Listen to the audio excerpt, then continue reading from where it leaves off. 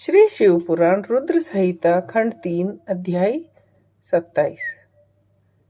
पार्वती बोली, जटाधारी विप्र, मेरा सारा हाल सुनिए। मेरी सखी ने जो कुछ कहा वह सत्य है। मैं मन, वाणी और क्रिया द्वारा सत्य ही कहती हूँ। मैंने साक्षात पति भाव से भगवान शंकर का वर्ण किया है।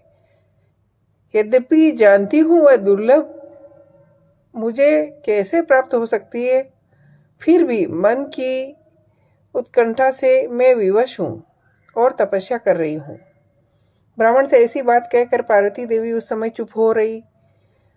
तब उनकी वह बात सुनकर ब्राह्मण ने कहा, इस समय तक मेरे मन में यह जानने की प्रबल इच्छा थी कि ये देवी किस दुर्लभ वस्तु को चाहती है, किंतु देवी तुम्हारे मुख से सब सुनकर अब मैं यहाँ से जा रहा हूँ।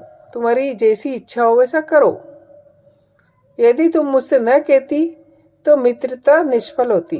अब जैसा तुम्हारा कार्य है वैसा ही उसका परिणाम होगा। वहां ऐसी बात कहकर ब्राह्मण ने जो ही जाने का विचार किया, त्यों ही पार्वती देवी ने प्रणाम करके कहा, आप क्यों जाएंगे? ठहरिए, मेरे हित की बात बताइए। पार्वती के ऐसा कहने पर ब्राह्मण देवता रुक गए और बोले, देवी, यदि मेरी बात सुनने का मन है और मुझे भक्ति भाव से ठहरा ही रही हो तो मैं वह सब तत्व बता रहा हूँ जिससे तुम्हें हिताहित का ज्ञान हो जाएगा। अतः मैं उनको सब प्रकार से जानता हूँ तो भी यथार्थ बात कह रहा हूँ। तुम सावधान होकर सुनो। वृषभ से के चिन्ह से अंकित ध्वजा धारण करने वाले महादेव जी सारे शरीर में भस्म रमाए रहते हैं। सिर पर जटा धारण करते हैं। धोती की जगह बाघ का चाम पहनते हैं और चादर की जगह हाथी की खाल ओढ़ते हैं। हाथ में भीख मांगने के लिए एक खोपड़ी लिए रहते हैं। झुंड के झुंड सांप उनके सारे अंगों में लिपटे देखे जाते हैं। वे विष खाकर ही पुष्ट होते हैं।